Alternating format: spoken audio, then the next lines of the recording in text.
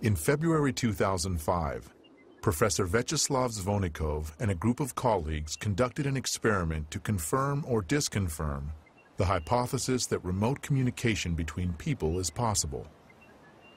Two people are 10,000 miles apart. One is in Moscow, the other in South America near the city of Santa Elena. Here we have the virtual brain of the experiment's participants. During the 15 minutes before the experiment begins, there are no visible correlations. The least change in posture, pulse, or respiratory frequency is recorded. EKGs and EEGs are taken. Suddenly, the instruments register distinct changes. The two people, separated by this enormous distance, have somehow tuned themselves to the same wave. The instruments show synchronization of certain areas of their brains, of breathing patterns and pulses. How can this be explained? We don't yet have any answers to that question. So far, this is a scientific mystery. There is a hypothesis that the body's liquids play a part in this.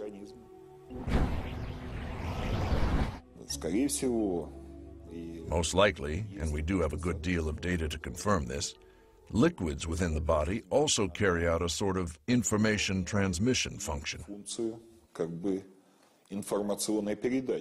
So therefore, our actions every day is very important.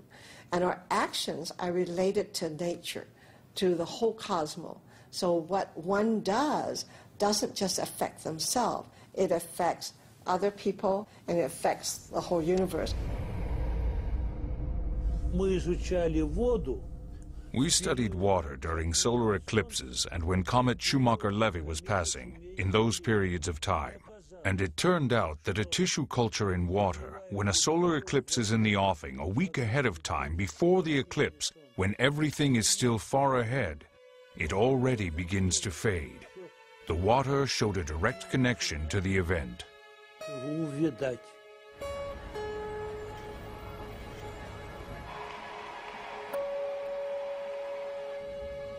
The system of the universe exists as a single, perfect organism. All of its parts, including us and our Earth, are inseparably bound together by huge streams of information. And on our planet, water plays the key role in how the information is exchanged. In effect, it is the medium through which all nature is governed.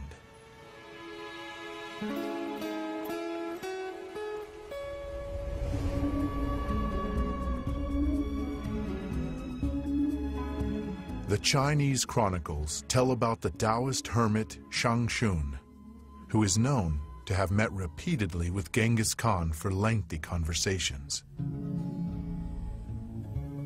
Once, when the country was being ravaged by an unknown epidemic, the ruler of Beijing asked the hermit to protect the people. He prayed, and the sickness retreated. In reply to numerous expressions of gratitude, the hermit said, "Prayer is not a thing. All it requires is faith." Exactly. Many people think that thought or intention, the word we use is intention, can be imprinted on the water. That is a possibility. Like prayer, if you go to Lourdes, is it prayer that is imprinted on the water? The Holy Scripture contains these marvelous words, "Nothing shall be impossible to him who believes. If ye have faith as a grain of mustard seed, ye shall say unto this mountain, Remove hence to yonder place, and it shall remove." Here the mountain is just a metaphor, of course, but it helps us understand the power of faith. All of mankind's sacred books contain stories about people who were able to create miracles because of their profound spiritual knowledge.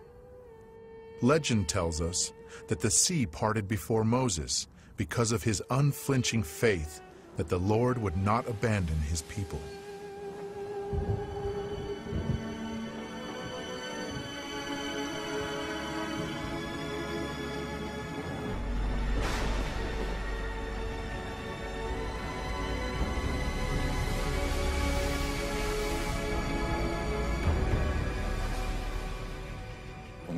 We have totally indisputable evidence that prayer influences sick people to get better. And it's caused absolutely fantastical recoveries, such as the spread of gangrene suddenly stopping in a person who already had it. Вот со святой водой больные животные или With holy water, when it is poured over sick animals or a dying plant, they revive. это факты. Those are the facts, and no physical chemist currently is able to understand it. Химик, что They simply can't. не может. Не может. January the 18th. It is the eve of the Orthodox Feast of the Epiphany. 2 flasks are filled with ordinary tap water. Early in the morning, one of them is set inside the church, near the vessel over which the sacrament of sanctification is to be performed. Every year on January 19th, the faithful and even non-believers hurry into churches to pick up some of the baptismal water. It is believed to possess extraordinary properties. In order to confirm or refute this, the 2 flasks were taken to the laboratory for study immediately after the service. Here, the water was frozen in a cryogenic chamber and photographed under the microscope.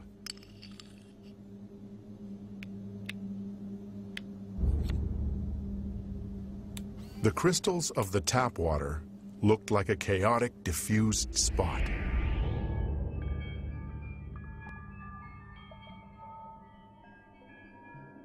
While the water that had been in the church had the rectilinear symmetrical form of a 6-pointed star.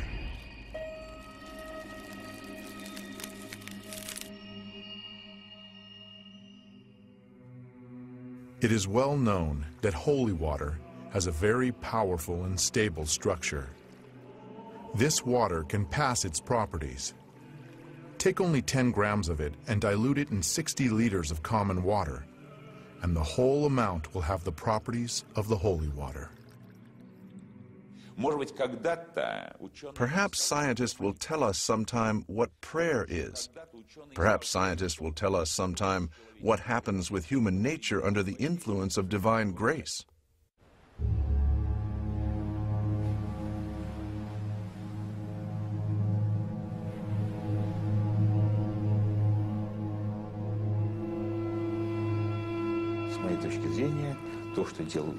In my view, what Jesus did represented an informational influence on the water.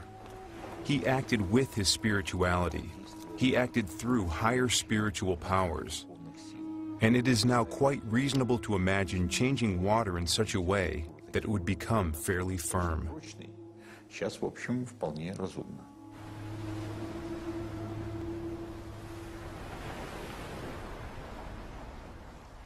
It could be radiation, but could it be only subtle energy? And we are very interested in how subtle energy can be detected by a material.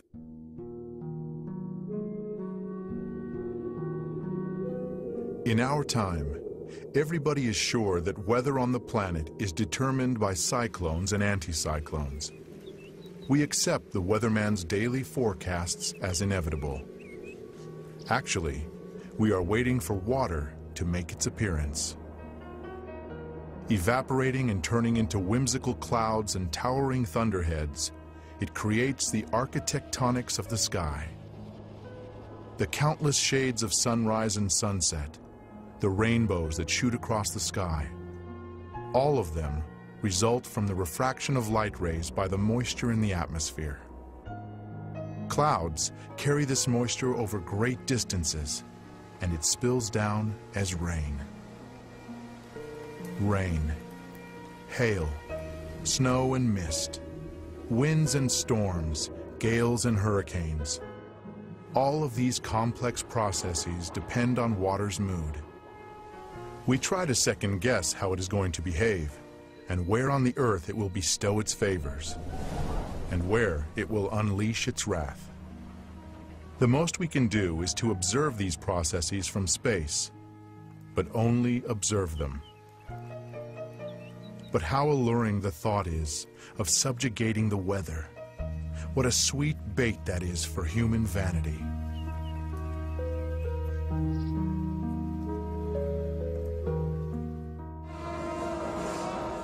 Many peoples have preserved the practice of influencing weather and atmospheric phenomena. These rituals are carefully passed down, unchanged, from generation to generation.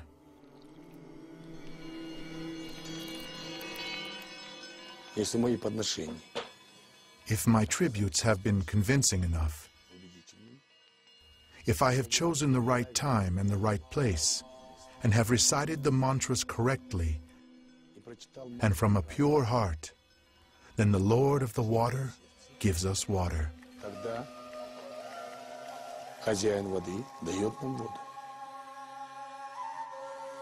We do not place much trust in actions which may be met with a smile these days. Could it be that just one human, not some huge modern laboratory with the latest technologies, but just a single person, could influence a natural process solely by the force of his desire and intentions? And there was an outdoor wedding outside a museum in Ontario.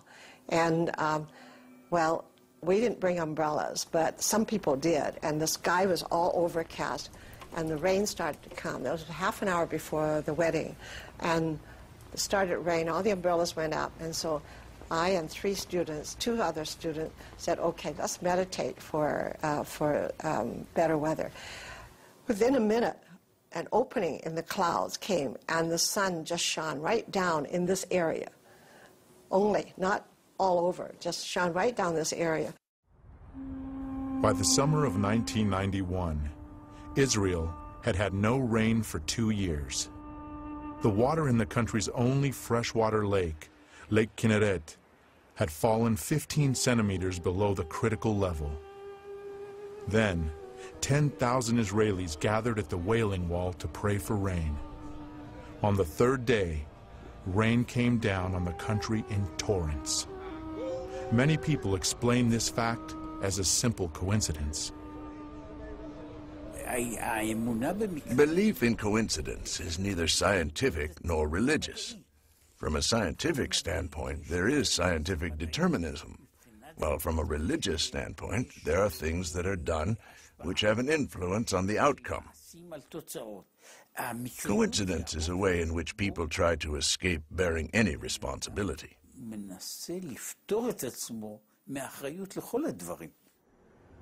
Just as the cry of a bird in the mountains can cause a powerful avalanche, or the motion of a butterfly's wing can change the weather over an entire continent, likewise, people can launch global processes solely by the power of their thought. Und das ist keine Übertreibung, sondern jeder, der sich mit Chaostheorie beschäftigt, weiß das. And that is no exaggeration. Not a single scientist who is familiar with systems theory doubts that.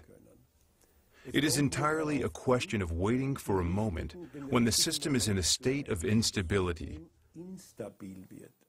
In a phase of instability, the motion of thought alone is sufficient for the system to start to change. Und es kommt zum Wechsel eines ganzen Systems. I do not always see it.